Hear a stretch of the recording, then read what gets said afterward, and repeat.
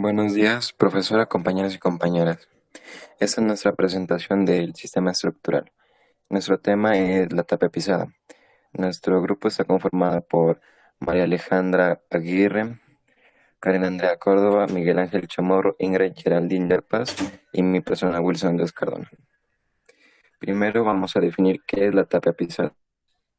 La tapia pisada es una técnica muy antigua, es una de las más antiguas de la historia humana.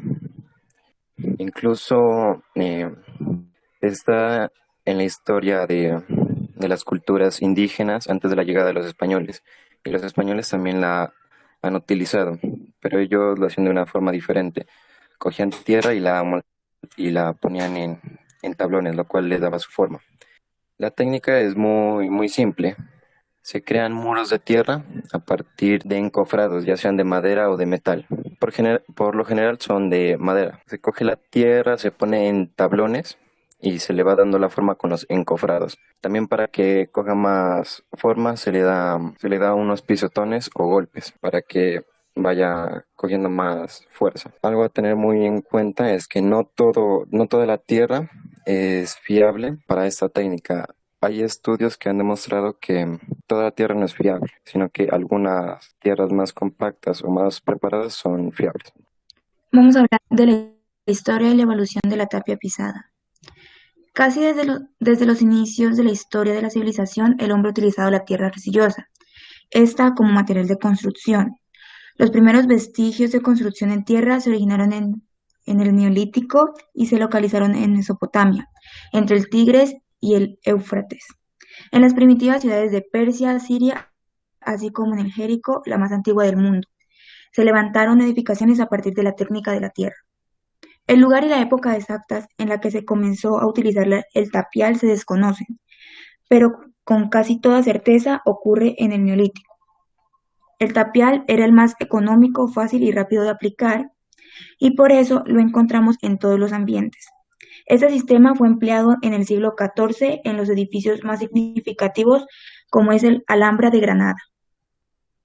Esta técnica fue utilizada por los romanos en la construcción de sus murallas, caracterizadas por su dureza y estabilidad. Hace 2000 años, el uso arquitectónico de técnicas basadas en la tierra pisada o tapial fue común en China, como algo notorio como evidencia de la Gran Muralla construida en gran parte con tapial. Durante los años 1595 y 1630, en la época colonial de Colombia, esta revivió en las construcciones de muros de casas y templos, la tradición ancestral de los indígenas de utilizar tierra. Desde la antigüedad, las culturas indígenas han tomado los materiales de la naturaleza para la construcción de sus viviendas, pero ha sido la tierra el material más usado, convirtiéndose así en la técnica más popular para la construcción de las viviendas de la mayoría de los españoles, quienes habían traído esta técnica de construcción al territorio colombiano. Aunque en aquella época también se empleó el bareque como material de construcción, las edificaciones de prestigio, el grosor de los muros se excedían, pues llegaban a tener hasta 1 metro de espesor. En épocas posteriores se hicieron más delgados, alrededor de 40 o 50 centímetros. Y durante el periodo colonial y republicano, el albañil por excelencia era el maestro tapiador, hábil artesano que trabajaba en asocio con sus asistentes, y la peonada que transportaba, preparaba y pisaba esta tierra. Entre 1920 y 1940, Colombia dejó de ser una nación rural para convertirse en urbana. Las construcciones elaboradas con la técnica heredada de los indígenas y españoles entró en desuso, pues se inició el camino hacia la modernización con materiales como el cemento, el acero, que dejaron relegados a la tapia pisada. Muchas de esas construcciones en Colombia que datan de la época de la colonia y que fueron construidas en tapia pisada o tierra apisonada con material de la región y por artesanos locales aún se mantienen en pie, resaltando Barichara, un municipio ubicado en la provincia de Guanentá, en el departamento de Santander, lo lleva a preservar la cultura por más de 3 siglos, abanderado la construcción en nuestro país. El sistema estructural. El sistema estructural que acompaña la tapia pisada es la superficie activa, ya que Ese método trabaja con la tierra, la cual se moldea en paredes que entre sí se van intersectando y todas las cargas se van acoplando entre sí, permitiendo que ninguna de las estructuras se caiga, así dándole estabilidad a la estructura en sí. Y también porque esta técnica solo se usa más en viviendas, no en edificios. Bueno, seguimos con el proceso constructivo de la realización de los muros, pues de tapia pisada, ¿no? El primer paso vendría siendo hacer el análisis del suelo, que es muy importante. En algunas ocasiones se le añade áridos para aumentar la maleabilidad y cal también para darle una propiedad hidrófuga y mejorar la resistencia de los muros. En segundo paso tenemos que es la realización de la cimentación, que es un paso muy importante porque es la que nos va a recibir todas las cargas y pues las va a transmitir al suelo, ¿no? Esta por lo general se hace de piedra y cal, ¿no? Se construye conformando un entramado de vigas debajo de los muros principales. Es muy importante aclarar que también estos cimientos deben sobrepasar por debajo de la capa orgánica, ya que debajo de esta capa el suelo es más firme y soporta mayores cargas. Como tercer paso viene siendo la construcción o la elaboración del encofrado, o se podría decir los moldes, para el levantamiento de los muros. Como cuarto paso viene siendo la elaboración del barro o del material que se va a utilizar, ¿no? La tierra y el agua pues son materiales que se encuentran fácilmente, pero hay que conocer las características y componentes del material, ¿no? Hay que conocer el porcentaje del material orgánico y también es muy importante conocer la composición granulométrica y el porcentaje de los áridos. No es que se necesite una tierra en especial así, pero sí hay que conocer las características, los componentes. El quinto paso vendría siendo el aparejo de la tierra, o entendible, la compactación. Esta se la realiza con un pisón que es similar a un remo, pero plano en la parte de abajo. Una vez terminada pisada una zona, se selecciona la siguiente zona y se desarma el encofrado y se desplaza horizontalmente para pisar una nueva sección. Así sucesivamente hasta lograr la altura y la longitud deseada.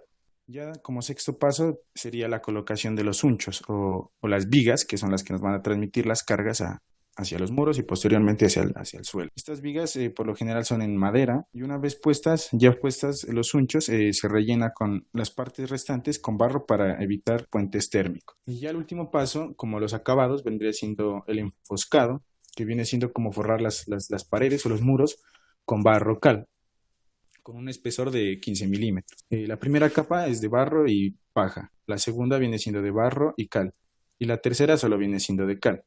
Esto en fin de proteger los muros de condiciones externas y como darle un toque de acabado, ¿no? Y ya finalizando se la pinta con pintura de cal con pigmentos naturales inorgánicos. Listo, pues vendría siendo todo el procedimiento, la tapia pisada. A continuación vamos a ver un video sobre la tapia pisada.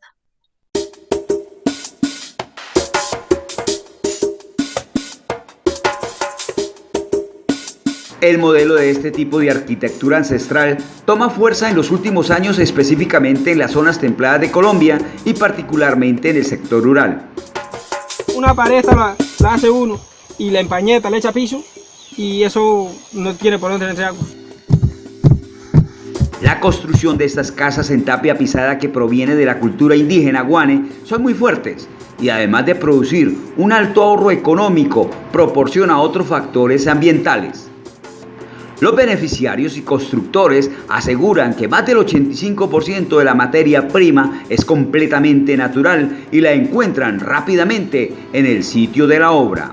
Así, pisando y pisando, continúan levantando más viviendas de tapia pisada en el sector rural de la vereda Las Delicias del municipio San Alberto del departamento del Cesar, y en su entorno existen más de 30 casas de esta arquitectura legendaria.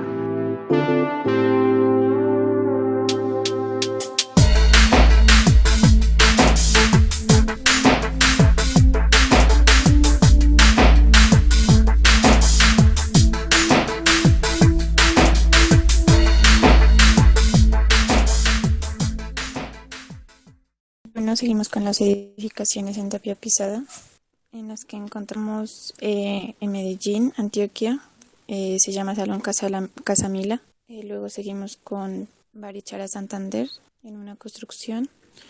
Luego calle de Barichara, Santander, en las que encontramos muros y piso, Casona de Taminango, Pasto Nariño, Córdoba, Colombia. Esa es otra edificación. Siguiendo con las ventajas y desventajas de este sistema, tenemos como primera ventaja a la homogeneidad del muro. Esto quiere decir que tiene las mismas propiedades en cada punto, es uniforme sin ninguna irregularidad. Como segunda ventaja tenemos a la realización de grandes espesores en una operación. Como tercera, no presenta ninguna contracción en el secado. Una contracción es la pérdida de agua, lo que quiere decir que este muro no tiene ninguna fractura, ningún riesgo de que el muro se dañe, o lo que nos lleva a la cuarta ventaja, donde los pudrimientos no son frecuentes. O sea que el muro no se pudre, no tiene ninguna fractura respecto a que no existe esa contracción en el secado. También tenemos que estas construcciones se realizan con poca madera, con lo que es la realización del cajón. Siguiendo con la sexta ventaja, que tienen un buen comportamiento frente a los incendios y ataque de insectos. Siguiendo con la séptima, es una mano de obra de menor calificación. Lo que nos decía nuestra compañera, este sistema estructural es lo más económico porque los elementos que se necesitan para esta construcción se los tiene la naturaleza. Por lo tanto, lo que se invierte en esta misma no requiere de mucho. Siguiendo con que no se necesita lugar de almacenamiento, que se relaciona con lo anterior, porque al tener los elementos de la misma naturaleza, no necesitamos algún tipo de bodega pues, para guardar los elementos como tal. Siguiendo con que no requiere un tiempo de curado. El tiempo de curado es el tiempo que se necesita para que se compacten los materiales utilizados en esa construcción para poder manipularlos. Ya que si no tiene no tiene un buen tiempo de curado, hay el riesgo de que el material se quiebre o no resista como se espera, lo que mencionaba anteriormente. Siguiendo también con que puede quedar sin revoque. Una ventaja de esto es que no se necesita ni de ninguna pintura para que quede estéticamente bien o que se requiera para que no exista algún tipo de humedad o se altere este mismo muro. Siguiendo con que cuando el terreno es bueno, el terreno donde se vaya a construir, el desempeño de esta estructura es excelente. Y terminando con que la durabilidad es equivalente al ladrillo y muy superior al adobe. El adobe es un ladrillo sin tiempo de secado, pero aún así es mucho más resistente. Por lo tanto, aunque sea un sistema estructural muy antiguo, nos da una buena resistencia. Y siguiendo con las desventajas, esta primera desventaja se relaciona con el revoque. ¿Por qué? Porque aunque no es necesario realizar un revoque, ayudaría mucho a que esta desventaja no suceda, porque al dejarlo sin revoque, el muro se altera con la lluvia y los drenajes cercanos que este mismo puede absorber y pueda sufrir algún tipo de humedad, algún riesgo de humedad y también quiebre del mismo muro. Lo que también nos lleva a la siguiente desventaja, que es que los muros se deben secar completamente antes de apoyar la cubierta, porque al ser una mezcla de barro y agua con cal, al no dejar secarlo bien puede que no tengamos la misma resistencia que se espera.